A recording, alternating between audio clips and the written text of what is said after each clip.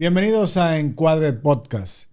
Esta vez estamos ya entrando en materia con los invitados, porque hemos dicho desde nuestra presentación que estaríamos hablando con personas interesantes, con personas que nos permitan ver con claridad sus encuadres, sus desencuadres y sobre todo garantizar el que tengamos una conversación fluida que contribuya a que cada uno de ustedes pues tengan una mejor perspectiva de lo que se trata este encuadre.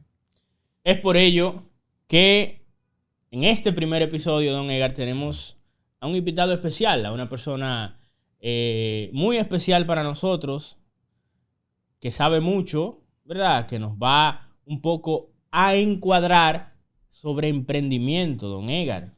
Un encuadre sobre emprendimiento. O sea, ¿usted cree que eso puede ser posible? Claro que sí. Súper interesante y súper importante, sobre todo en momentos en que se estimula tanto el que la gente tome iniciativas, haga proyectos y cosas que impliquen desarrollo personal. Muy bien, entonces vamos a darle paso a nuestro invitado de hoy. Nuestro invitado de hoy, don Edgar, es Yojeves García Vier. Yojeves García Vier es escritor, músico, educador, es ingeniero en electrónica. Doy vuelta y maroma para atrás también. Yo eso lo iba a decir después. Voy a hacer la pregunta sobre todo de por qué él llegó sudado al set. Esa es la pregunta que yo quería hacerle ahorita, pero se me adelantó. No puedo decir tu edad. No puedo decir tu edad. Sí, tú puedes. Porque... Yo no tengo tema. Yo no soy como tú. Yo no tengo un tema como eso. Porque yo sé que hay muchas personas que se van a ofender. Pero Yojeves también ha trabajado como voluntario y educador de tiempo libre en instituciones como la Escuela Nacional de Sordos, en la Asociación de Ska Dominicano. Actualmente emprende con empresas de orden artístico, social y tecnológico. Es cofundador junto a su madre, nuestra amiga Arisleida Vier, ¿verdad?, de la Escuela Teatro Iván García, aquí en San Felipe de Puerto Plata, que es una institución sin fines de lucro orientada a la educación en valores a través del arte. Gracias, Yojeves, por venir a este primer episodio de Encuadre Podcast. Bienvenido. Bienvenido a este espacio y qué bueno tener aquí a una persona con tantas condiciones como Yojeves. Gracias, bueno, gracias a ustedes. Yo aquí, ¿verdad? Sintiéndome súper bien, súper cómodo, entre el bien y el mal. Me acordé de eso, ¿tú viste? No, déjame arreglarlo. Entre el bien, ¿verdad?, y el causante mayor de ese bien. Así que te gustó ahí, ¿verdad? Era un apoyador. Lo otro podría ser una alusión a la película El bueno y el malo y el otro. Exacto. Y el feo. Y el feo. No me conviene. El bueno, el malo y el feo. No me conviene. Sí. Ese paralelismo no me conviene. Antes de iniciar con este primer episodio, yo quisiera iniciar con un momento especial. Y es básicamente con una pregunta para don Edgar, ¿verdad? Y es sobre el año 1996, 97. No puedo decir mucho la edad porque, repito, hay personas que se van a ofender, incluyendo nuestro invitado. Pero no sé, don Edgar, si usted recuerda esos momentos en que justo en la escuela Anteramota, usted dejaba, ¿verdad?, me dejaba a mí en manos de una persona, ¿verdad?, para ese momento delgada, ¿verdad?, con muchos cabellos, ¿verdad?, que se notaba que estaba viviendo los depósitos en ese momento. Bájale algo. Entonces, don Edgar, o sea, ¿cómo usted se sintió en ese momento al dejarme ahí ese sábado con esta figura? No, mira, muy buena impresión realmente para mí porque al final yo también fui scout y por lo tanto sabía que estaba dejándote en manos de un joven scout con muchas condiciones y que, bueno, yo no estaba tomando en cuenta si era muy delgado o no. Ya hoy está un poquito más llenito, ¿verdad? Sí. Ahora Un tiene par de libras el más. peso de los años. ¿El peso? Sí, el peso de los años. Yo espero que sea No. el peso. Bueno, ese peso, también es bueno. El peso de los años. Yo espero que Que ese sería sea que tú mejor, te- ¿no? Indiscutiblemente que esa es una etapa importante porque se trataba de comenzar esa formación Scout en la que ambos han tenido una trayectoria amplia, ¿no? Sí. Por ejemplo, en mi caso, yo también fui Scout desde casi la misma edad que Bismarck. O sea, yo entré 8 o 9 años a los Scouts. Y mucha gente no sabe que la Asociación de Scouts, o sea, lo que son el movimiento Scout, es una de las instituciones educativas más poderosas y más exitosas del mundo. La gente cree que los Scouts andan por el monte y que aprenden a hacer nudos y a cocinar con leña y todas esas cosas. Y no saben que detrás de eso hay un sistema educativo súper poderoso. Cuando Bismarck entró allá, yo recuerdo muy bien, nosotros lo poníamos a cantar en los desfiles, porque cantaba tan duro y tenía tanto ánimo, lo que nosotros llamamos un espíritu Scout tan fuerte, que Bismarck era como nuestro as bajo la manga cuando salíamos en un desfile o algo así. Pero no era muy carpetoso, ¿no?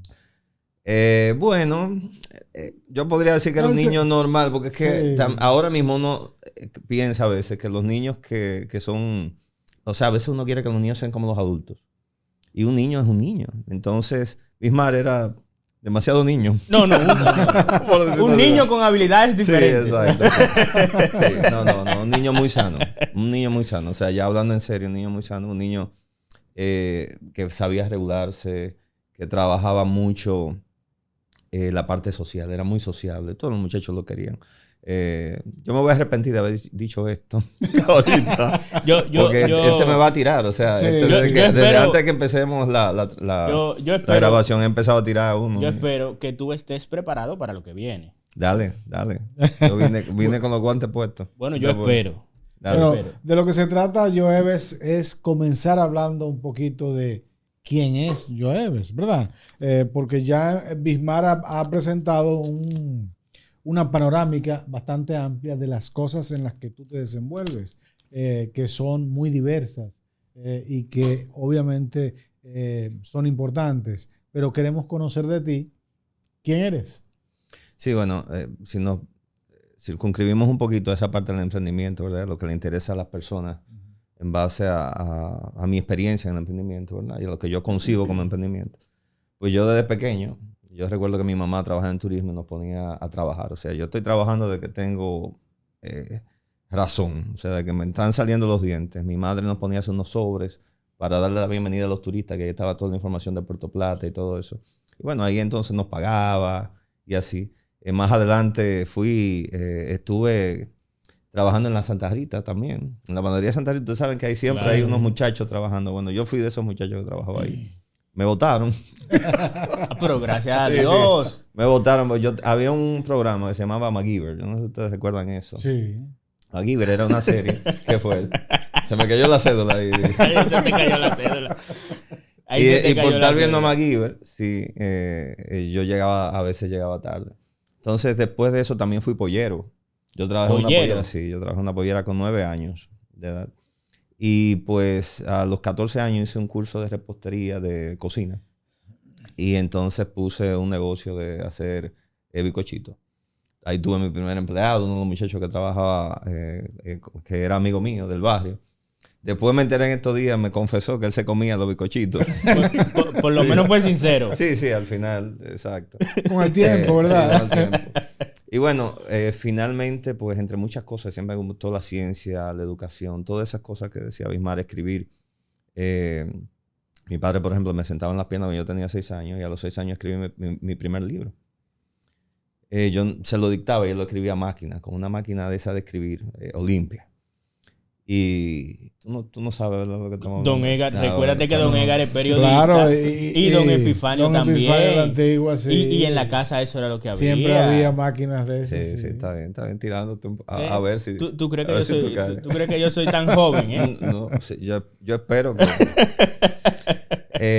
y bueno, luego de esto, ya... Ahora, tú tienes que decir la verdad. Era porque tú no sabías escribir, ¿verdad? Porque... Tú escribías muy feo. Y todavía escribes muy feo. Estamos hablando de un niño de 6 años. Pero tú todavía escribes feo. Tú puedes caer preso por ese comentario. Te puedo hacer una demanda por discurso de odio. Claro. Yo creo que tú te equivocaste. Tú tenías que ser médico. Médico, ajá. No, me quedé en el aire. Con eso me quedé en el aire. Bueno, el tema es que luego ¿verdad? Más adelante estudió ingeniería en electrónica. Fue una decisión difícil, porque yo tenía realmente muchas ganas de hacer muchas cosas y me fui para la ingeniería electrónica. Termino la ingeniería, empiezo a trabajar en el sector energético. Fue una planta eléctrica. Luego paso a otra planta eléctrica y, en resumen, ¿verdad? Llego a una compañía finlandesa que fabrica estos motores enormes. Es como si fuera, ¿verdad?, la Toyota, pero en el sector de la generación y para propulsión marina. Entonces ahí me voy a Finlandia a hacer unos cursos, me especializo en temas de sistemas de control. Yo más que nada soy programador, o sea, yo trabajo mucho con lo que es tecnología. Y en el 2008 ya que ahí duró unos 5 años en esta empresa. Y salgo ya después a hacer mi propia empresa, que es ahora Nortica Systems, que nos dedicamos a todo esto de la industria energética, y así es donde la gente pues más me conoce. Pero ¿cómo llegas a Finlandia? O sea... Bueno, lo que pasa es que como la compañía era finlandesa, entonces, todos los entrenamientos y todo eso eran allá. Entonces, bueno, Finlandia es un país muy, muy particular. Hace muchísimo frío, eso es lo primero. Y también el sistema educativo es maravilloso. O sea, obviamente ya yo estaba, tú sabes, como adulto, más tomando entrenamientos. ¿Soportaste bien el frío allí? No hubo forma. O sea, de verdad. Y mira que cuando cuando estaba allá, las temperaturas no estaban tan graves. O sea, tan bajas. O sea, Finlandia ha tenido registro de temperatura de menos 50 y pico de grados. O sea, una cosa tremenda. Y eso también hace que la gente, ¿verdad?, pues no sea tan como nosotros, o sea, que somos como más humanos, tú sabes, más sociables. Ellos son un poco más secos. Sí, claro. La cultura más cerrado, más frío. Así como tiene que estar más tiempo dentro de la casa, ¿verdad? Exactamente. Por el frío y ese tipo de cosas. Un aspecto importante, Joheves, es conocer, para ti, el comenzar a trabajar, a involucrarte en actividades productivas desde tan joven. ¿Tiene un impacto positivo? ¿Es importante eso? Sí, esa es una pregunta maravillosa, porque ahora mismo los padres, ¿verdad?, entendemos, o sea, los padres que hemos cogido mucha lucha, ¿verdad?, de pequeños, entendemos que a nuestros hijos tenemos que poner la cosa fácil. O sea, el famoso no quiero que pase por lo que yo pasé. Y esto, yo podría decir que es un error. O sea, es un error porque, aunque es cierto que tú puedes darle a tus hijos, ¿verdad?, una plataforma para que él pueda avanzar más allá de lo que tú avanzaste y demás, hay un momento para eso. O sea, cuando los niños están pequeños, estamos hablando de la infancia, qué sé yo, exacto, de la infancia temprana y también gran parte de la adolescencia. Los muchachos necesitan coger lucha, pasar trabajo, aprender cómo se ganan las cosas.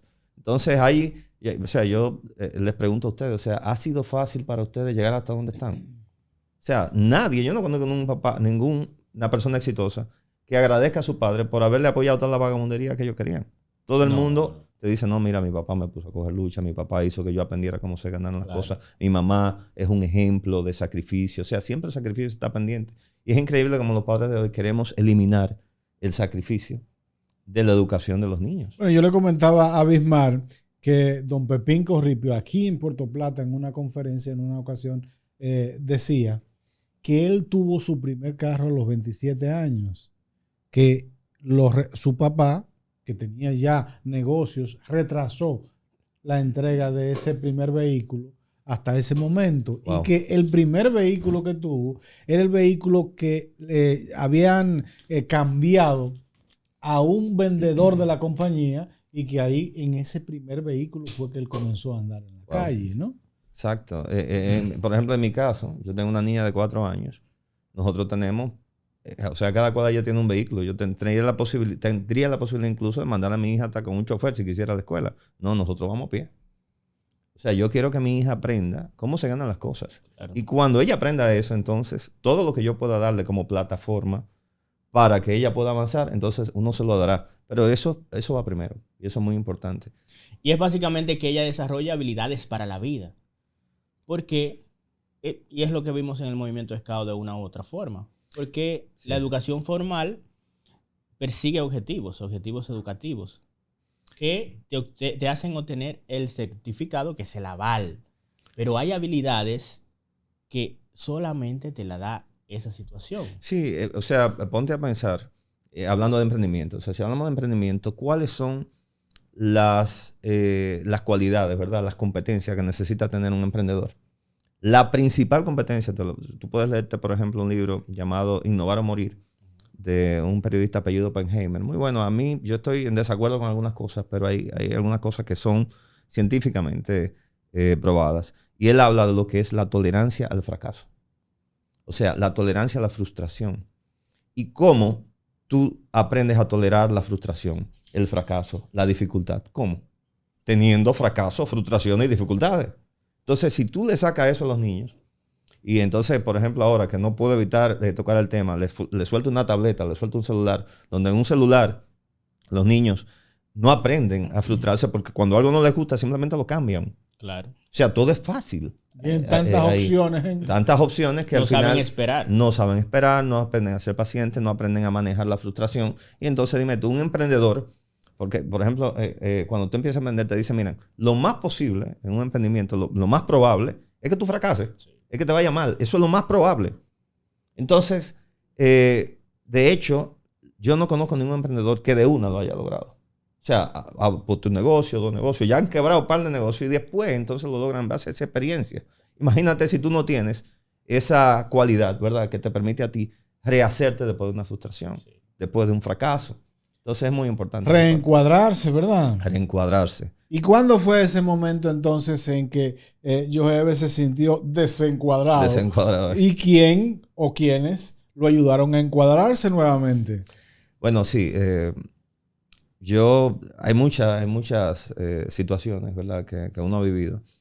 Yo siempre he contado con mi tío Guancho, que ha sido un consejero de vida en cada una de esas situaciones. Yo recuerdo, por ejemplo, en Nórtica, en 2016 nosotros tuvimos una crisis.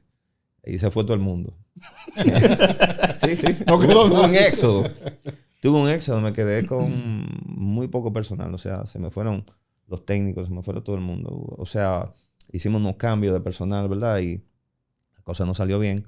Sí. Y bueno, pues tuve esa situación. Yo decidí entonces irme a Silicon Valley, de vacaciones, pero a buscar respuestas, ¿verdad? Sí. Vamos a ver qué pasa. En el 2017 me fui solo, duré unas 3 semanas para allá. Y cuando volvía de allá, me sucedió algo que a mí me parece que fue Dios, ¿verdad? Que me habló. Bueno, no me parece, estoy seguro.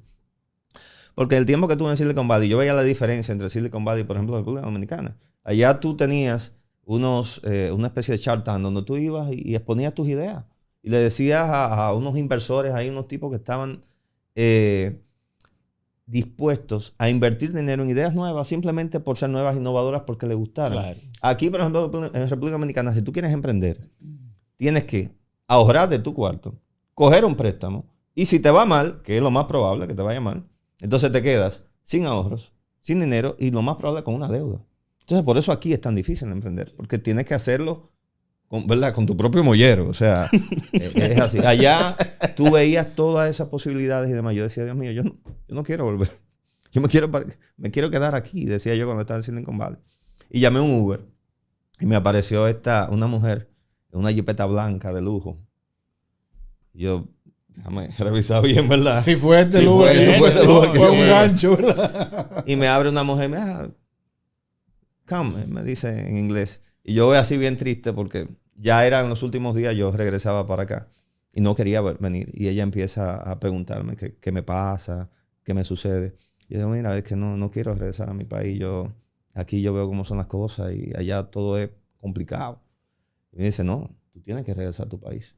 Porque gente como tú, que quiere ayudar a su país, se va. Sí. Es que tu país está como está. Ese fue el resumen del mensaje, ¿verdad?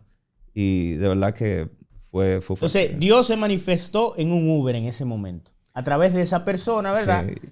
Que en algún momento debemos encontrar. Yoheves, ¿eh? Sí, la señora de Uber te encuadró. Sí, la señora de Uber me encuadró. Tal cual. O sea, yo de verdad, esta fue una experiencia muy fuerte para mí. Porque es que imagínate que en el momento de mayor crisis te aparece una respuesta. Sí. O sea, viene una persona y te dice exactamente lo que tú necesitas que te digan. No lo que tú quieres que te digan, lo que necesitas. Que al final es lo que Dios hace con las personas. ¿Qué pasó después de ahí? Bueno, yo regresé, obviamente, ¿verdad?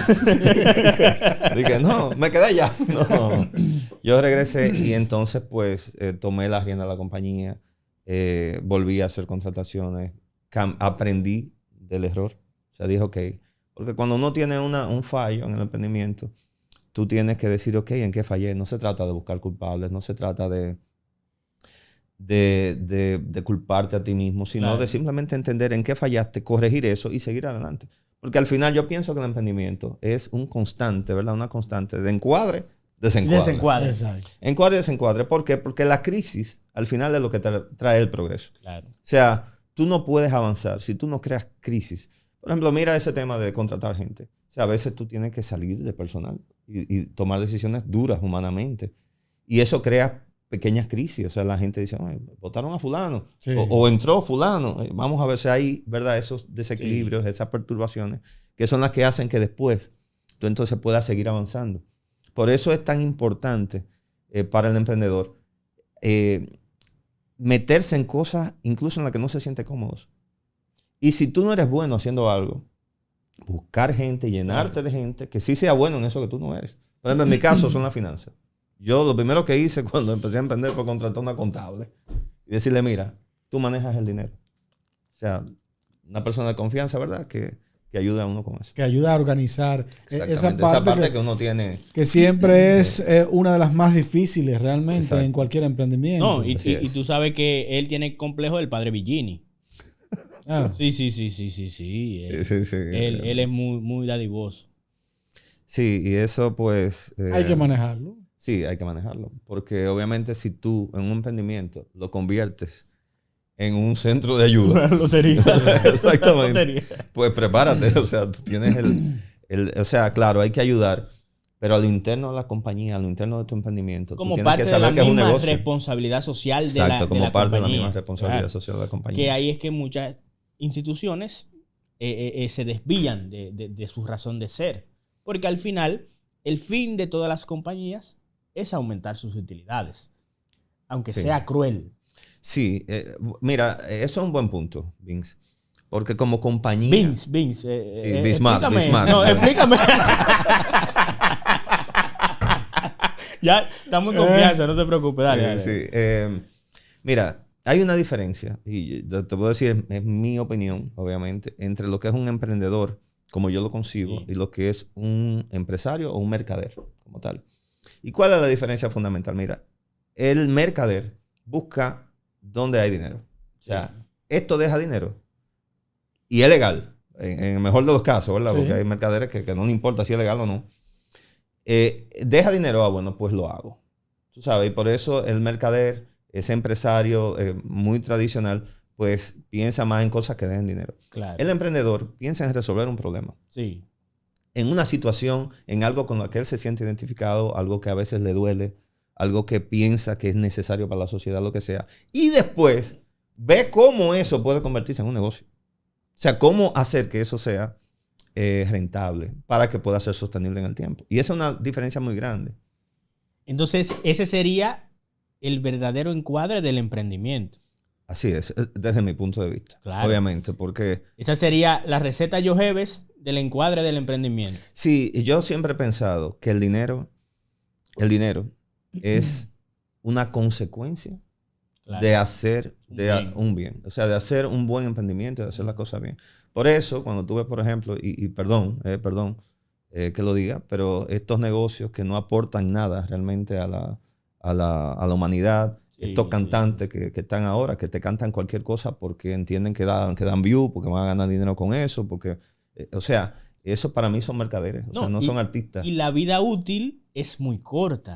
Por supuesto, porque si tú estás pensando en dinero, claro. Mira, lo que pasa es que cuando tú pones el dinero por delante, como tu Dios, claro, tú terminas haciendo lo que sea.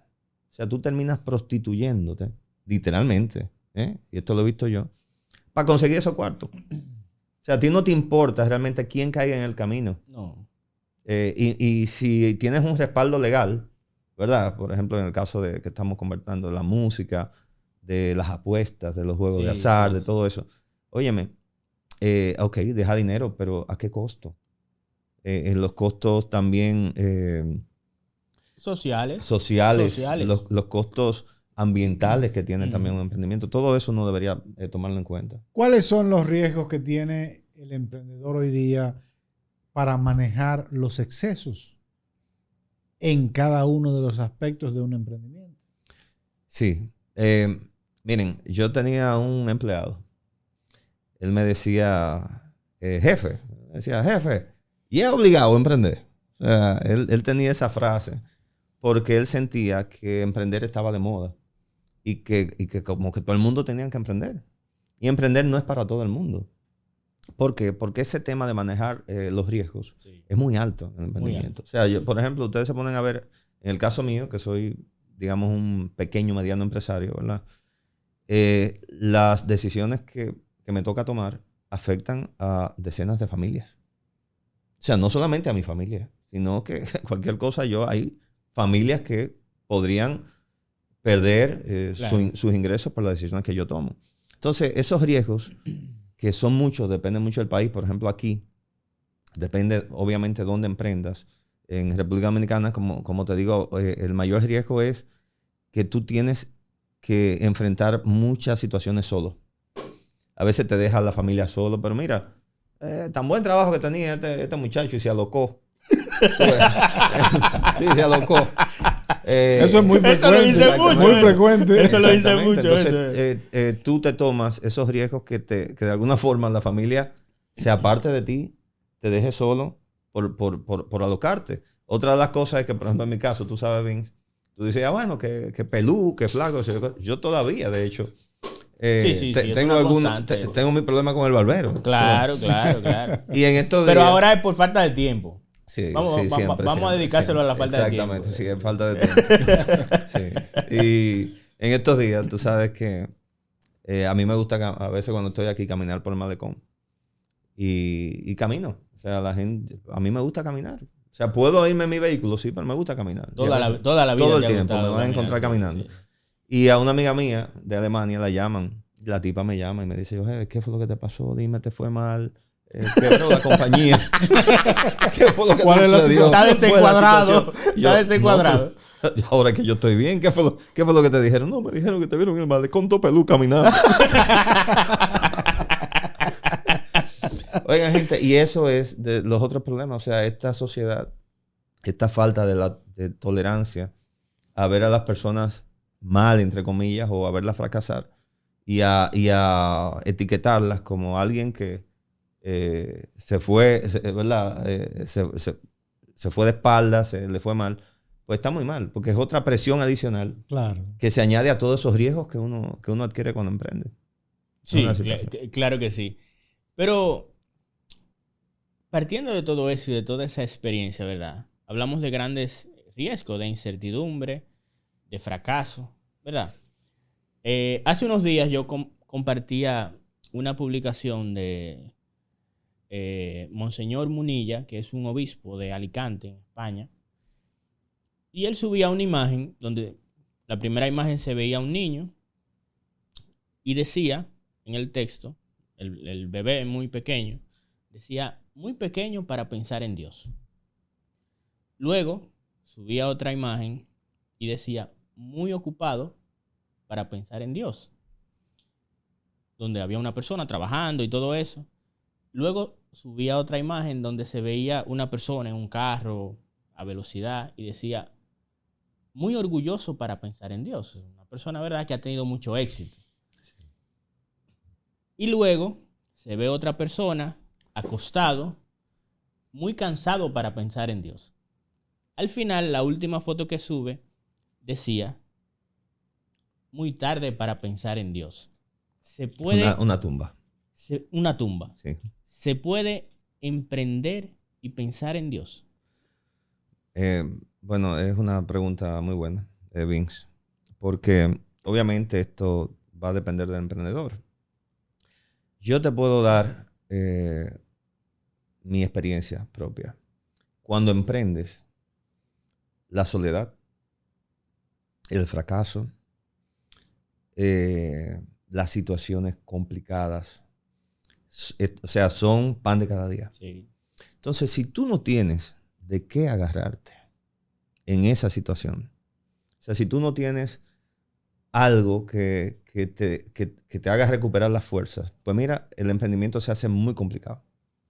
Por eso yo pienso que, por lo menos de mi punto de vista, yo siempre decía cada vez que tenía esas decisiones que iba con mi tío Juancho a hablar, esperaba esa última palabra, sí, ¿verdad? Ese último go ahead que me daba Dios a través de pistas, cosas que, bueno, tal vez en otro momento comentemos, esa forma en la que yo siento que Dios me habla, ¿verdad? Para tomar las decisiones y demás. Pero de mi punto de vista, no es solamente, Vince, que si se puede pensar en Dios mientras se emprende. De mi punto de vista, no es posible. Exacto. Hacer un emprendimiento bueno. Sin pensar en Dios. Correcto. Sin Dios como el centro. Como centro de ese emprendimiento. A propósito de eso y del emprendimiento, es bueno ilustrar a la gente sobre qué es Nórtica. Es decir, qué es lo que tú haces allí y por qué eso es un emprendimiento importante. Sí, es un buen punto porque Nórtica está aquí en la ciudad de Puerto Plata. Mucha gente pues no conoce la compañía, no sabe, nosotros estamos más en el sector industrial. Pero Nórtica es una compañía que crea tecnología. O sea, nosotros hacemos tecnología para el sector energético. Casi nadie, por lo menos digamos el pueblo, ¿verdad? No sabe que el sistema energético nacional tiene un sistema, por ejemplo, de regulación de frecuencia que es para tú equilibrar lo que es la demanda de energía con la oferta. Y ese sistema es de diseño de Nórtica. O sea, muy especialmente lo que son las generadoras térmicas con motores a combustión. Y todo ese sistema lo diseñamos aquí. Y es el sistema que utilizan, yo te podría decir el 80% de esas generadoras en el país. Un carajo de vela de Puerto Plata. A la vela. A la vela. ¿Cómo es un carajo a la vela de Puerto Plata? Sí, un carajo a la vela de Puerto Plata. Lo del carajo a la vela, y es bueno aclararle para que nadie se confunda, es que en los barcos a vela, siempre hay un promontorio, una zona en la que se puede subir y desde ahí avistar a más distancia el camino en el que se va en el mar, ¿verdad? Digo camino porque las aguas son un camino también. Y el carajo a la vela es el que tiene que subirse allá, el cojollito del barco, para desde ahí ver las cosas, ¿verdad? Como cuando Rodrigo de Triana dijo tierra, ¿verdad? Según dicen, según cuenta la historia. Y eso entonces coincide con el nombre de Nórtica. El término es utilizado también para referirse a, bueno, una persona común y corriente del pueblo, ¿verdad? En este caso, un muchacho de Puerto Plata que alcanza una compañía que genera ese tipo de soluciones para el país, ¿no? Sí, y también para otros países. O sea, nosotros hemos estado en Venezuela, en Colombia, en Estados Unidos, en Aruba, en Guyana. Bueno, son muchos los países en los que tenemos presencia. De hecho, ahora mismo nosotros ustedes proveen ese tipo de soluciones para eso. De hecho, ahora mismo estamos trabajando con un sistema de un país centroamericano. Todavía eso está, ¿verdad?, en temas medios que uno no los puede hablar abiertamente. Pero estamos trabajando con eso. O sea, no solamente a nivel nacional, sino internacional. Y como decía Vince, la palabra nórtica viene de norte. Y me dicen, bueno, si estuviera en el sur fuera súrtica. Sí. Sí, fuera súrtica. Yo siempre quise que mi compañía estuvieran en Puerto Plata. Y esto para mí es muy importante. Es difícil. O sea, es completamente difícil. Es muy complicado. Sobre todo en el sector. Exacto, en el sector en el que uno está. Porque las grandes plantas energéticas no están aquí. Así es. No, además el centro neurálgico de la actividad energética y de la actividad comercial del país está en Santo Domingo. Así es, así es. Ahora mismo Santo Domingo y el este. Y el este, claro. Entonces tú te pones a pensar, entonces, ¿qué hace Nórtica aquí? Y yo puedo dar una respuesta muy interesante a eso. Mira, ahora mismo Nórtica es una empresa de ingeniería, ¿verdad? Una empresa que fabrica soluciones, cosas nuevas, cosas que uno, a veces adaptaciones de cosas que existen, pero que uno tiene que adaptarla a un cliente en particular. Y a una realidad concreta. Exacto. Entonces, ¿qué tú necesitas para poder dar ese tipo de soluciones? Primero, ser creativo. Ahora yo le pregunto a ustedes, en la capital, donde tú... Ahí viene él a hablar de los tapones. No, espérate. Va a hablar de los tapones. Sí, claro va a que hablar sí. de los tapones. O sea, Pero yo te mientras pregunto- no hable del Intran, no hay problema. Exacto. No hable del Intran, por favor. Pero, o sea, este es un país donde casi, o sea, estamos hablando que casi la mitad de la población está metida en una sola ciudad. Entonces, ¿qué viene a suceder? ¿Cómo tú puedes ser creativo? Pendiente a que te atraquen. O sea, en un tapón, donde yo, por ejemplo, toda la mala palabra que yo me sé, me la aprendí en la capital. En un año viviendo allá. Sí, Entonces, tú dices, bueno, sí, es cierto, hay muchas ventajas, todo lo que tú quieras, pero desde el punto de vista creativo, desde el punto de vista... El ambiente no es el mejor. El ambiente no es el mejor. De hecho, si tú vas a Silicon Valley, te das cuenta que es una ciudad lo más parecida a Puerto Plata. O sea, sí.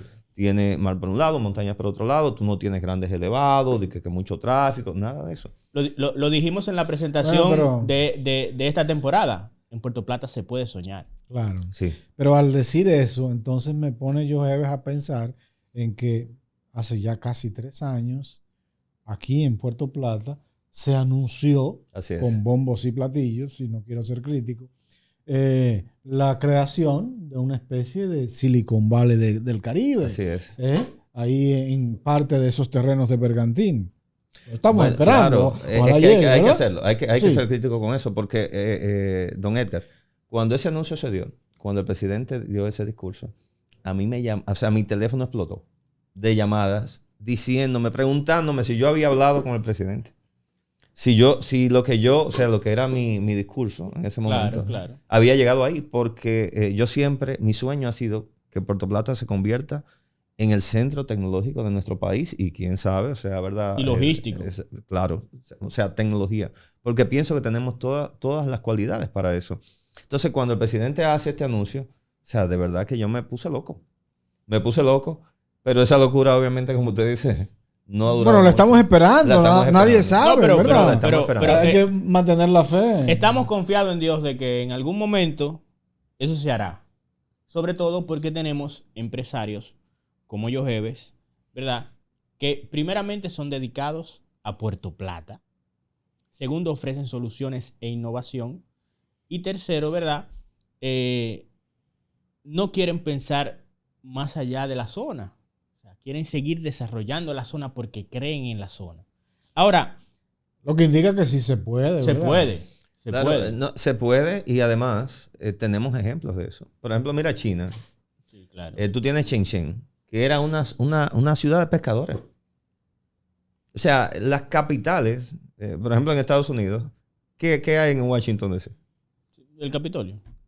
La capital. Solo eso. Ya, o sea, el centro de emprendimiento es Silicon Valley, que por ejemplo, una ciudad diferente. Y así en diferentes ciudades como que se van especializando en diferentes cosas. Sí. Pero aquí, en República Dominicana, queremos que en la capital esté Las todo. Vegas en un momento determinado Exacto. fue, originalmente era un desierto esa zona, ¿verdad? Sí. Convirtieron eso en un espacio para hacer hoteles y casinos, pero ya hoy va mucho más lejos que eso, porque es además el lugar en donde se realizan las grandes convenciones, los grandes eventos tecnológicos del mundo. Sí. Se llevan a cabo en esos grandes centros de convenciones que hay allí. Es decir, que ya la cosa va mucho más lejos de lo que comenzó. Así ¿no? es, y lo importante es, o sea, porque mira, o sea, no hay que reinventar las ruedas. Si tú ves lo que a otros países le está dando Le ha resultados, funcionado. tú obviamente miras tu realidad. Exacto. Dices, ok, mira, ¿qué ha funcionado aquí? Sin cometer, obviamente, una falacia ad populum de, bueno, de que todo el mundo lo hace, yo lo puedo hacer. No. O sea, tú tienes realidades diferentes, pero tú evalúas esas realidades y tratas de encaminarte en ese camino que ya está probado. Joheves, hemos hablado de encuadres, de desencuadres, de lo que hace Nórtica. Pero en algún momento de esa trayectoria, de esa experiencia tuya, ¿ha habido algún momento que te haya generado una anécdota particular, una experiencia agradable, jocosa o difícil, pero jocosa? Bueno, déjame ver. No, y pongo en contexto, por ejemplo, una entrevista que le hicieron a don Rolando González Bonster, que es uno de los mayores accionistas de AES y CPEN, sí. que él hace una anécdota donde él, después de 3 fracasos, se monta en un tren en Nueva York Y frente a él había una persona que tenía un mapa, tenía una revista donde se veía el mapa de República Dominicana. Y él le pregunta a esa persona, mira, ¿qué haces viendo ese mapa, esa revista? O sea, ¿qué tú haces viendo eso? Y él le dice, es que mi compañía va a invertir en ese lugar. Y él le dice a esa persona, te has montado en el tren correcto. Wow. Y entonces a partir de ahí, él hace toda la conexión y esa empresa llega al país. Y es una empresa en donde en algún momento trabajaste. Sí, de hecho son clientes Sí, nuestros. sí.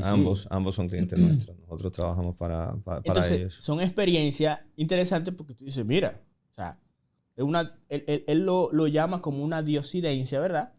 Pero también fue un exceso de confianza. Sí, sí, es que yo creo que al final tú necesitas...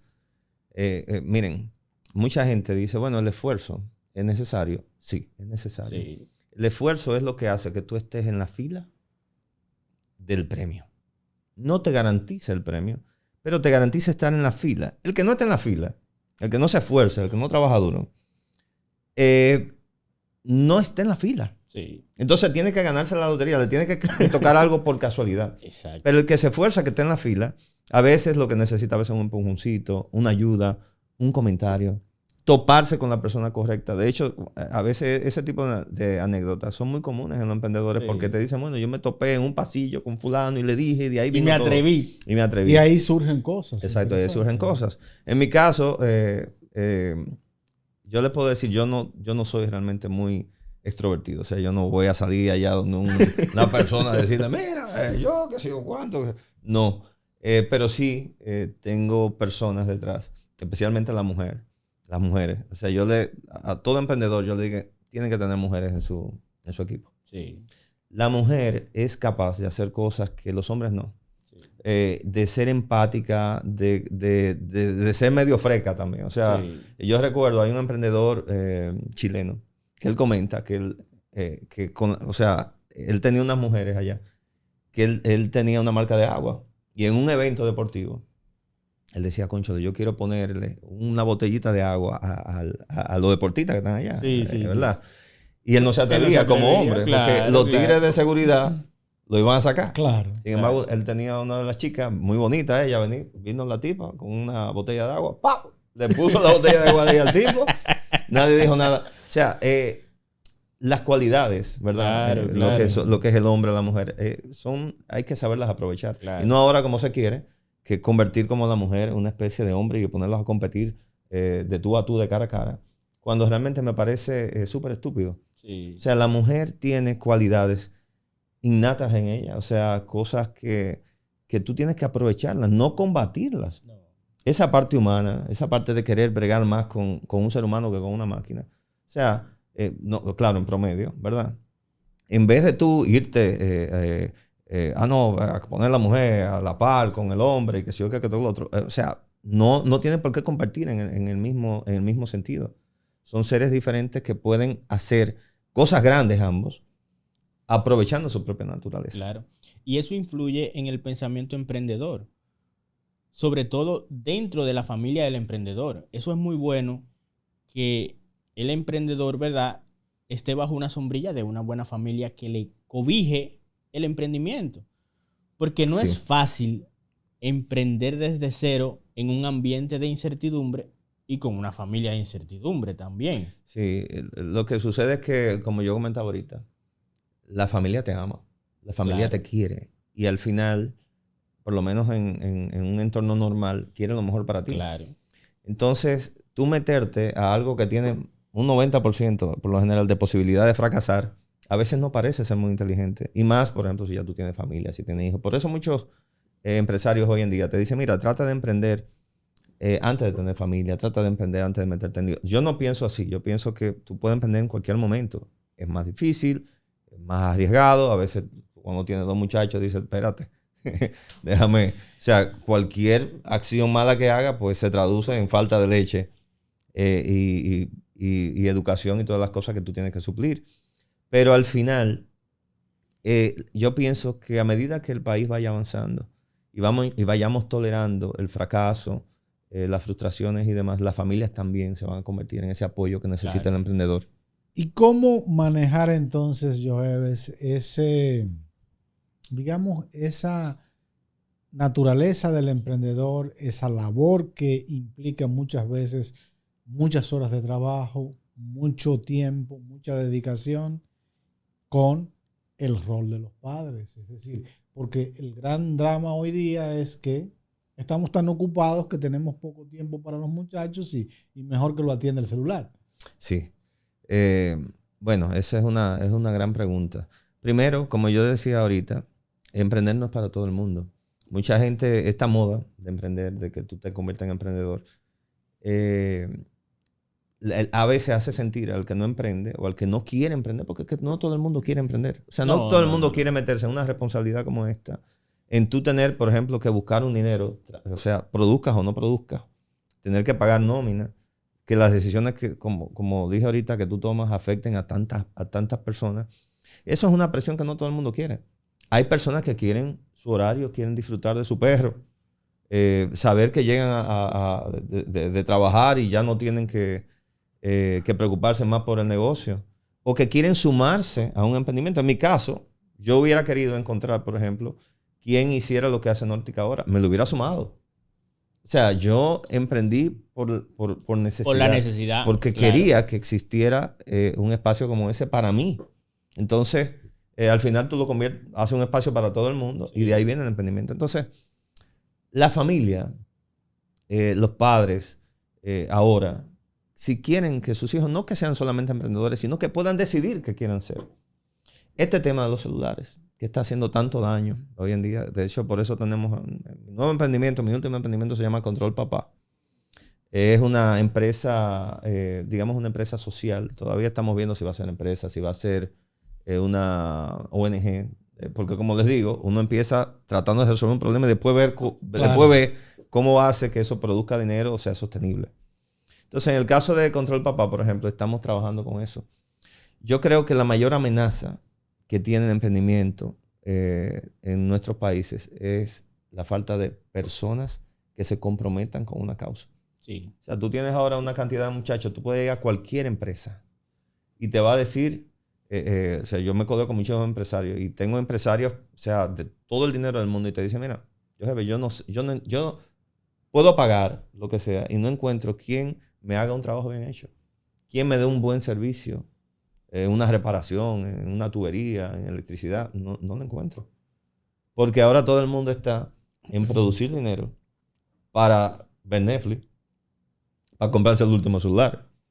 Porque el último vehículo. El último vehículo. O sea, ya de por sí el adulto está teniendo serios problemas de adicción a la tecnología, Sí, todo esto, claro. porque lo que quiere es entretenerse. Entonces tú trabajas no para hacer un buen trabajo, no para autorrealizarte en el trabajo, sino para generar los cuartos al menor costo posible, O sea, que sea fácil generar ese dinero y comprarte entonces todo ese cuadro de consumo que... Inducido. Exactamente, inducido. Y imagínense entonces que metemos a los niños desde temprano a ese consumo.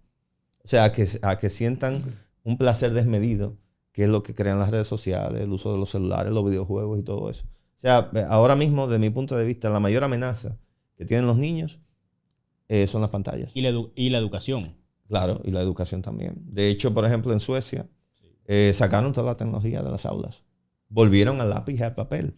Entonces, si ustedes quieren emprendedores, si queremos que las nuevas generaciones emprendan, toleren el fracaso, sean empáticos, sepan manejar recursos humanos, quítenle las pantallas. Sáquenlo de la tecnología. Habrá un tiempo para eso. Ahora mismo se está hablando de que un niño no debería tener celular hasta los 16 años. Y los 16, entre los 18, que sea controlado. O sea, que no sea de que, no, toma ahí internet. O sea, darle ahora mismo a un muchacho una pantalla con internet es como tú soltar a un niño en la calle. En un carro deportivo, como decía un médico que estoy siguiendo ahora, un carro deportivo con la calle lleno de locos. Claro. Sin licencia y sin el desarrollo cognitivo necesario para tú poderte manejar en un entorno para así. enfrentar el ambiente. Para enfrentar el ambiente. Ahora, ya hemos hablado de Nortica. hemos hablado de Control Papá, ¿verdad? Sí.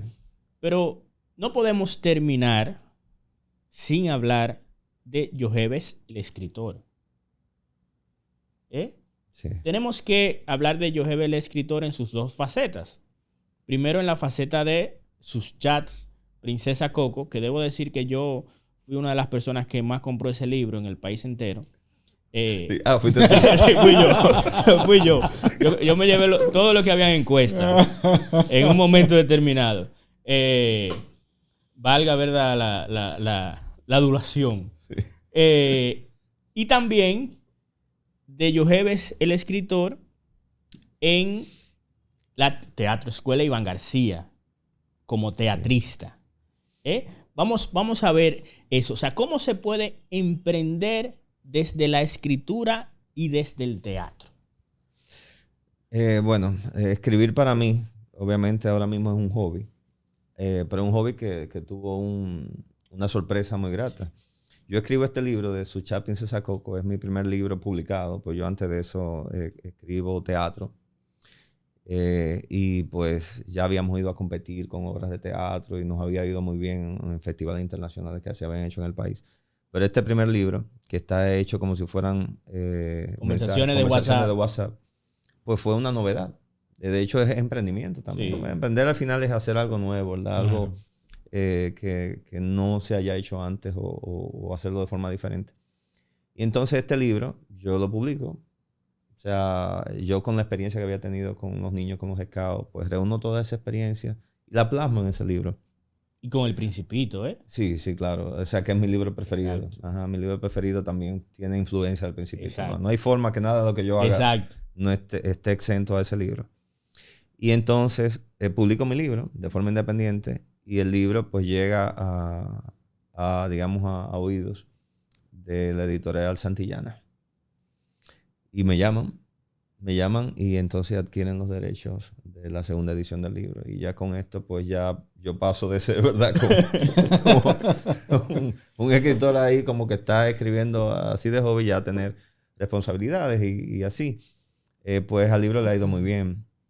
Nosotros estamos a veces dando charlas en los colegios, en las escuelas sobre el libro. O sea que las cosas van muy bien. Cuando dices que Santillana adquiere los derechos, es que ellos te compran los derechos para suministrar esos libros a las escuelas como así parte del... Exactamente, así es. Y esto para mí es una maravilla porque no, imagínense ustedes, o sea, Santillana es tal vez la editorial más grande ahora mismo. Desde el punto de vista educativo. Desde el punto de vista educativo, que es donde yo quería que ese libro llegara, porque el libro está muy enfocado a lo que son los jóvenes. Claro. Y entonces Santillana viene y me dice, bueno, no te preocupes por nada. Nosotros, tú llenas un contrato, te dan un porcentaje de las ventas.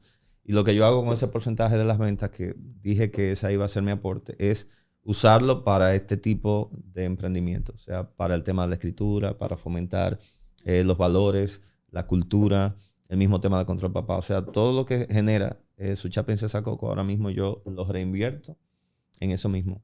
Y es la forma, digamos, tú sabes, como hacemos los scouts, que tratamos de dejar el mundo mejor. De cómo lo encontramos. De poner nuestra pieza, ¿verdad? Nuestra parte, hacer nuestra parte en que las cosas sean diferentes. Porque sabemos que todavía el mundo necesita. En esa misma cambios. Tesitura va el Teatro Escuela Iván García. Sí, qué bueno que lo mencionamos porque de verdad, me iba a doler que se quedara a hablar del teatro. El teatro es un emprendimiento de mi madre que yo apoyo con todo, ¿verdad? Con todo el pecho. Y el teatro, pues, mi madre estudia teatro con Iván García, este gran reconocido actor, Iván García Guerra. Sí. Y pues ella quiere tener un teatro. Al final, bueno, pues hicimos un lío, compramos la casa y nos ayudó mi tío Juancho, que la casa era de él. Y pues hacemos este emprendimiento. Como siempre, tú tienes un teatro, tienes cosas que hacer y después tienes que buscar cómo hacer que eso sea sostenible. Claro. Y ahí entonces pensamos en la escuela de teatro, que ahora tenemos una escuela de teatro para niños, escuela de teatro también para jóvenes, adultos, las obras de teatro. De hecho, Iván García ha traído obras internacionales, artistas de la talla de Iván García, artistas de fuera también, O sea, ha sido muy exitoso. Yo les puedo decir que, y muy gratificante la experiencia con el teatro. Mi madre está ahí al frente, siendo feliz. Que en algún momento doña Arisleida tiene que acompañarnos Claro, en encuadre. desde luego, para sí. encuadrarnos teatralmente. Teatralmente, sí. Sí. No, cuenten con ella. Y más con este cuadro, ¿verdad? Tan cómodo. Que yo pensaba, o sea, yo cuando me metieron aquí, yo dije, bueno, estoy cerca de Bismarck y no tengo al papá enfrente por si acaso tengo que proceder físicamente. Tú estabas metido al medio listo para que te entremos. Pero te salvaste porque en este primer encuentro no queríamos, ¿verdad?, abusar de ti. Está bien. Vamos a cogerlo así.